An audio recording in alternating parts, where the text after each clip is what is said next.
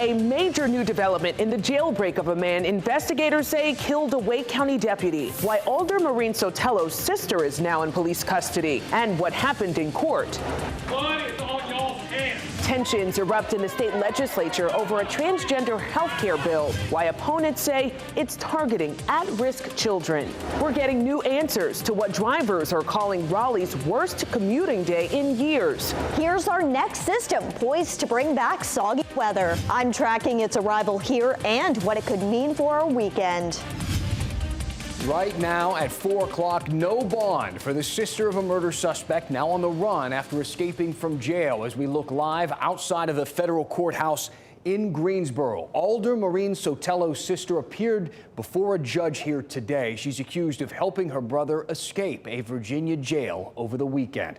I'm Dan Haggerty. And I'm Lena Tillett. Adriana Marin Sotelo remains in custody of the U.S. Marshals after her arrest. Her brother, Alder Marin-Sotelo, is still on the run at this hour. Alder, one of 2 brothers charged in the murder of Wake County Deputy Ned Byrd. WRAL has team coverage of today's arrest and the new details revealed by court documents on the timeline of the escape. WRAL's Matt Tallhelm was in the courtroom as Adriana Marin-Sotelo faced a judge. Matt? Yelena, the 31-year-old sister of Alder Marin-Sotelo, was in court here just within the last 90 minutes for her first appearance in federal court.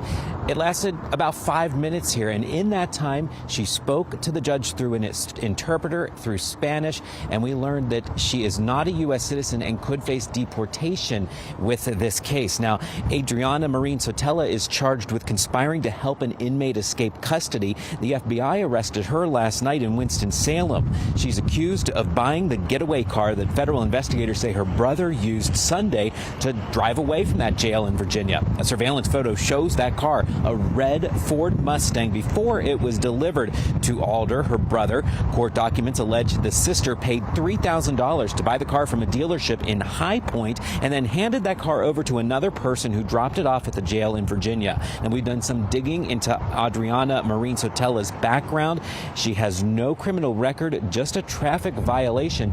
She will remain in federal custody in this case. The judge ordered her to be held here without bond in this case until a probable cause hearing as well as a detention hearing. That is set for here at the federal courthouse in Greensboro Friday afternoon. Lena? Development here. Quite the development. Matt Tallhelm reporting live for us in Greensboro. Thank you. Also, newly obtained warrants of Adriana's arrest reveal how her brother and another man orchestrated this jailbreak. It involves phone conversations, thousands of dollars in cash, and that getaway car. WRL's Chelsea Donovan live for us with what we have learned from these documents. Chelsea.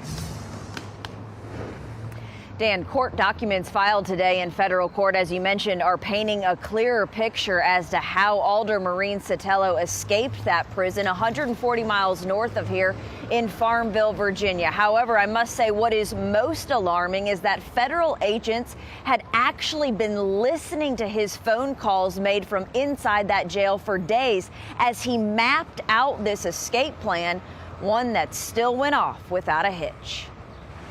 Alder Marin-Sotelo managed to pick a lock early Sunday morning, breaking out of the Piedmont Regional Jail. But what happened in the days leading up to that is alarming. Friday, April 28th, 12:10 p.m., an unidentified inmate in that jail called their sibling and arranged for the sibling to pick up the getaway car in High Point. 4:56 p.m., inmate gives their sibling Adriana Sotelo's phone number and told them to contact her to arrange a spot to pick up a car and have that car at the jail by midnight. Saturday, April 29th, 6:04 p.m. From inside the jail, Alder Marin-Sotelo calls his sister, Adriana, and tells her to get the car to the other inmate's sibling and to pay them $2,500 for dropping the car off at the jail.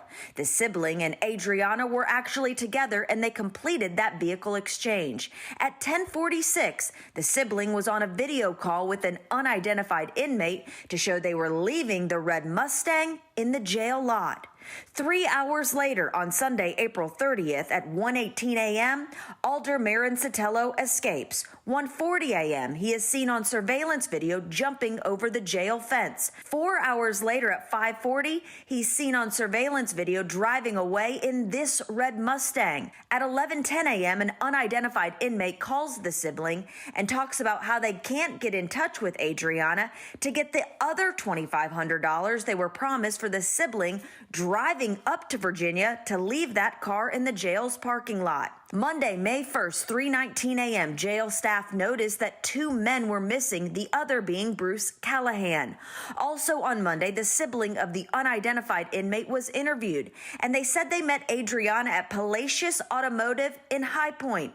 Adriana had just bought the Mustang for $3,000 and bought a paper license plate to put on that car. Also that day, Adriana Sotelo was arrested in High Point and booked in the Guilford County Jail.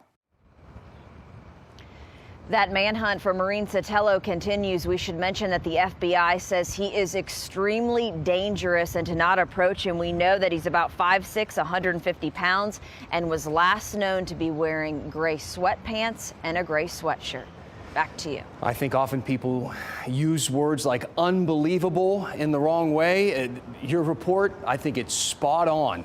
It's hard to believe, Chelsea. Reporting live. Thank you. Meanwhile, there's a grieving family on the other side of this. Ned Byrd's sister